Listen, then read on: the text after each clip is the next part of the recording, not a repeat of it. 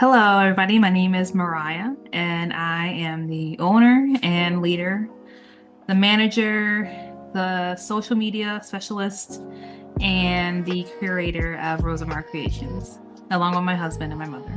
We're going to talk about why I decided to make a whole Boricua branded candle business. But before I do that, I'll tell you a little bit about what I do day to day and give you an idea of where this idea came from. So I began my PhD probably 3 years ago. It feels like I've been here for a while, so I would say that it's a long journey. I have always had I've always wanted to do something creative in addition to doing my PhD, just because it's a very cerebral process.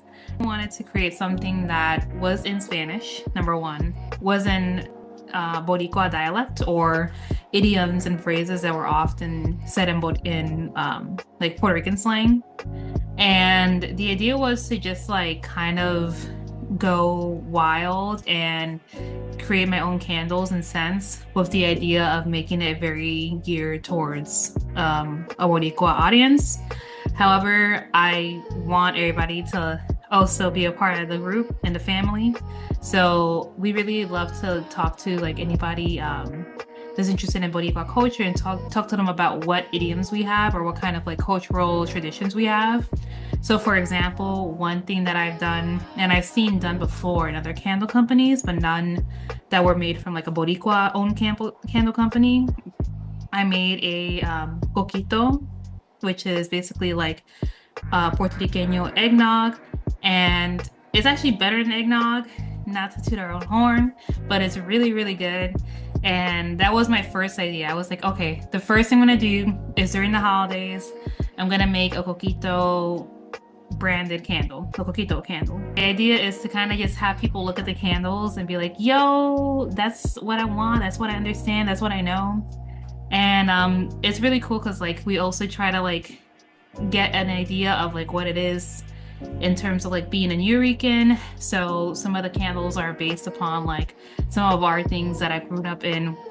Some of the places that I grew up in the Bronx. Place I had made a candle for was City Island, which is the most poppin' place in the summer. You get the best pina coladas there, the best shrimp, and it's just very much like coconut pina colada scented, and it kind of reminds you of what it's like to be in the summer in the Bronx. Making this candle line was really awesome because I am away from my family, which is where I get all of my cultural idioms from. Like these are my family members that I learned the heritage of being a Boricua. So I came up here to Rochester, which is super windy and super cold. And actually, all right, that's it. Yeah. Sorry, we have to get out of the cloudy and windy Rochester City and go back into the Caribbean and go back to Puerto Rico. So making candles were like a good way of me uh kind of attempting to take a break or take like a little side hobby from the PhD, but also to try to rein in my cultural heritage and try to rein in like any of the things that I've been missing with my family. I hope that any other Boricuas see this video and realize that there is a whole candle business out here just trying to get your eye and trying to get you to try our scents. Because one of the best things about being in the market and the pop-ups is that I get to see like another Boricua or like another Puerto Riqueño or Puerto Riqueña, and they're just like, wait, hold up, is that a flag? Wait, is that coquita? Wait, what? And it's really cool to be, one of the newer kind of candle companies in the area. It is very new, and we're really happy to have figured out how to do our own coding and domain work with this. But basically, what you want to look at is the shop here. And I want to go through some of like our signature lines. So the first one that we wanted to show you was Genepa, which is a popular fruit in Puerto Rico. And the reason I made this was because I don't have enough Genepa throughout the whole winter. and I only can get this in the summertime. So this is one of our signature lines. And then we also have another one called Purificar, which is basically just a good, do a little cleaning in your house and you can get a nice scent from that. So those are all available from our signature lines. Now, we also have the holiday lines, which are only going to be in stock during the holidays. So Coquito is one of the best ones that I sold. Like other Puerto Ricans, when they came into the booth, they saw Coquito, they took like 3 or 2 of them. So it's really, really good. I am gonna do this again during the holidays, so make sure to follow that. We have other scents like Coco Lavaza, which is pumpkin and spice cider, Pimenta, which we already know is that curse word that we cannot say, Aguinaldo, which is a gift, and Bizcocho. And then the ones that I'm really, really excited about and are recent are our artisan lines.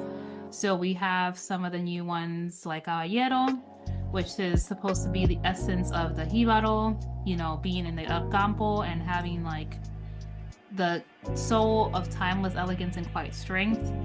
I really love this one because it smells like you're really in El Campo, which is for us the countryside in Puerto Rican dialect. And it is so cute and pretty. But yeah, these are some of the lines that we've had recently. Another one that people loved was Cafe con Whiskey, which I'm debating if I wanted to make it a signature line. It really depends on the people and whether or not they're gonna keep buying it. I think we'll probably hold that off for next year as well.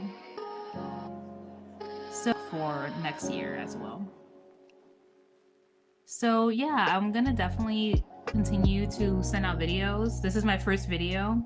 So what I kind of want to talk about on this channel is one, the experience of getting a business or a candle business per se, and what are some of the things that you want to do in your first year and some of the things that you want to avoid in your first year as someone that's in almost their second year.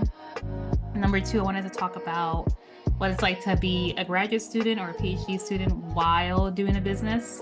It is not for the faint of heart, fam. I really think that you will probably have to figure out ways to manage your time so that you're not getting lost in the sauce. Number three is to talk about what it's like to be a Boricua owner or a Boricua entrepreneur, specifically like trying to navigate different spaces, trying to get opportunities in the area that you're at. And number four, I'll just talk about like life and shit, and that'll be more of our PG-13 channel. But yeah, I hope y'all subscribe, and I can't wait to see the rest of y'all next time. Make sure to like, subscribe, and follow. See ya.